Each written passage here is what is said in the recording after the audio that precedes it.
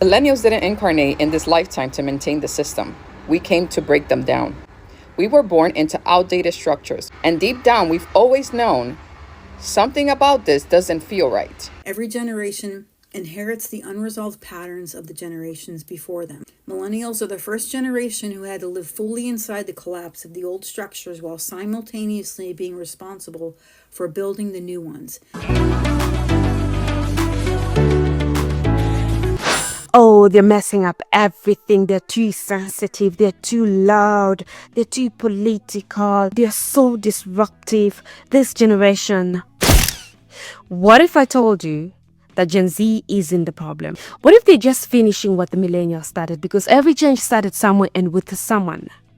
The millennials changed the rules, they questioned the system, they rewired the culture. And because of them, Gen Z don't whisper. They speak up loudly, proudly, boldly, and often. And they're challenging the system. Hi, my name is Cecy K. In my previous video, I spoke about how the Gen Zs are changing the world. But the question is, who made this possible? Who passed them the torch? Now in this video, I'll be talking about how the millennials set the stage for the Gen Zs to be unapologetically outspoken. I'll trace how the millennials handed the tools and the permission for the Gen Zs to be bold. I know what you're thinking. Oh, Cecy K, please move on. Enough of this topic. I perfectly get you. But listen, before I move on, I just want to make sure I give the millennials their flowers. So let's get into it. Millennials are digital pioneers. They built the foundation. They are the first digital natives. Experienced the infancy of early social media such as MySpace, early Facebook, live journal essays, personal blogs, and early YouTube.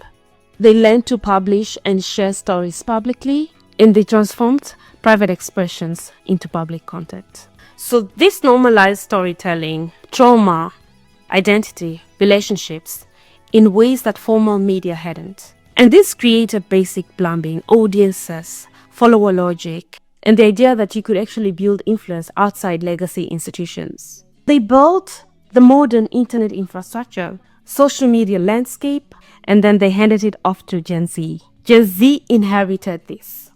They inherited the idea that your personal truth can be content. But they had faster, more visual tools to scale it. Grew up in a fully digitalized world surrounded by technology from a young age.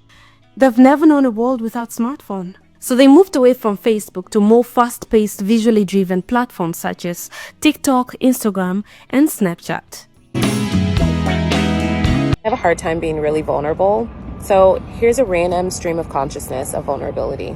I'm afraid to turn 40. I'm afraid, but I'm also excited. I don't know. I just kind of want to get it over with. I'm worried that guys won't find me attractive or will think I'm old.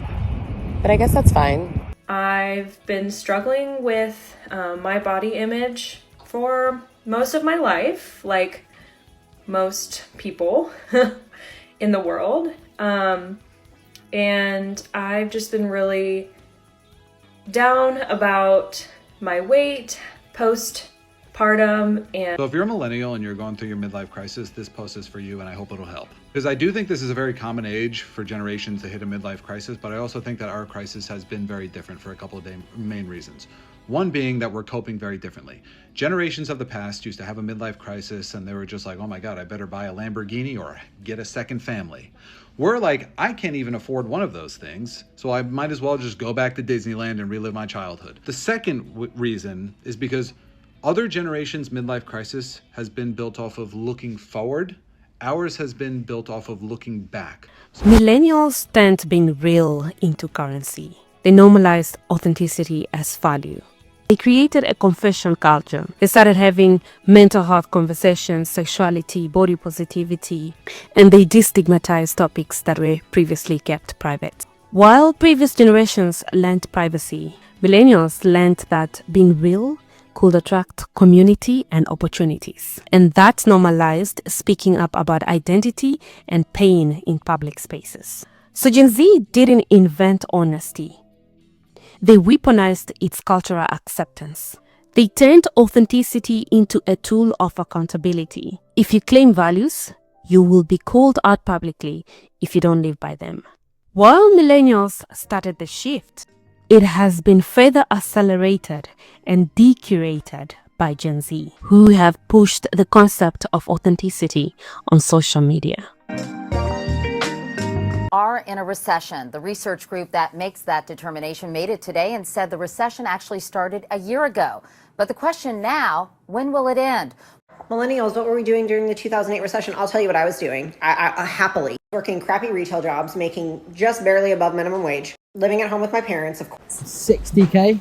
£115,000. It's about £75,000, I think. Student loan debt in this country is just getting out of hand. Even crazier to me is you got people that are making $100,000, $120,000, $150,000 a year that can't afford a house because houses are $100,000 houses now $400,000. They can't even get approved for it. Then you got kids that the Gen X is pushing college. So these kids go to college. Then they get out of college, for one, if they can even find work. They find work, it's a good paying job, but now student loans eating up their paycheck.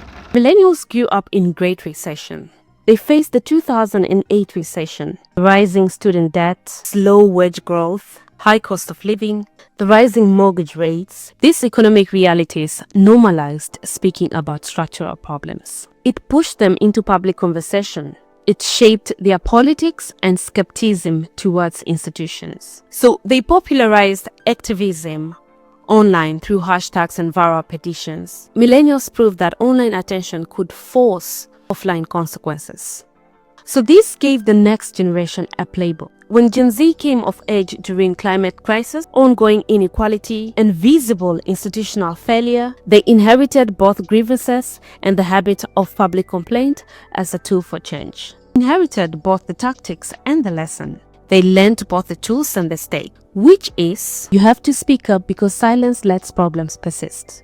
In a nutshell, Gen Z took the millennial playbook and accelerated it. They focused on shorter formats, faster amplification, and a readiness to demand systematic change, not just awareness.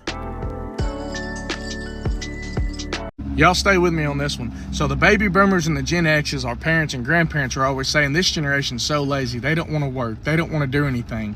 Why would we? Because look at what the system has done us. We're burnout. Gen Zs don't want to work because they see how burnout the millennials are because they can't get ahead in today's world. According to Bankrate's August job seeker survey, approximately 55% of American adults are planning on switching jobs in the next year, with twice as many millennials and Gen Z doing so compared to their boomer counterparts. It's almost like we all collectively figured out that corporations have none of our best interest in mind. The younger generation today is very comfortable with quitting. They don't necessarily even have to have a job lined up, but they're very comfortable quitting. Millennials were actually the first generation to prioritize work-life balance. They questioned corporate behavior and redefined what counts as acceptable at work. They challenged the notion that presence equals productivity, arguing against unnecessary face time in the office. And that set a tone for Gen Z, who are even more willing to name bad behavior, quit without shame, and demand workplace changes. Millennials enabled the Gen Z to fully embrace quiet quitting and strict boundary setting, prioritizing their personal lives over corporate loyalty. Millennials challenged the idea of wearing burnouts as a badge of honor, opening conversation about employee well-being. This made mental health a mainstream workplace topic, allowing the Gen Z to openly demand mental health days, non-toxic environments, and employee assistance programs without fear of losing their jobs. They taught the Gen Z to negotiate power differently. They are more likely to call out toxic managers, demand flexible work rather than staying silent. At the core, millennials opened doors by normalizing vulnerability, by building digital organizing tools, and shifting cultural expectations. So Gen Z didn't just walk through the door, they sprinted, they remixed the rules, and they demanded faster results. Millennials didn't just make Gen Z louder, they made boldness possible. If you love this breakdown, like and subscribe, and I'll see you again in my next one. Bye!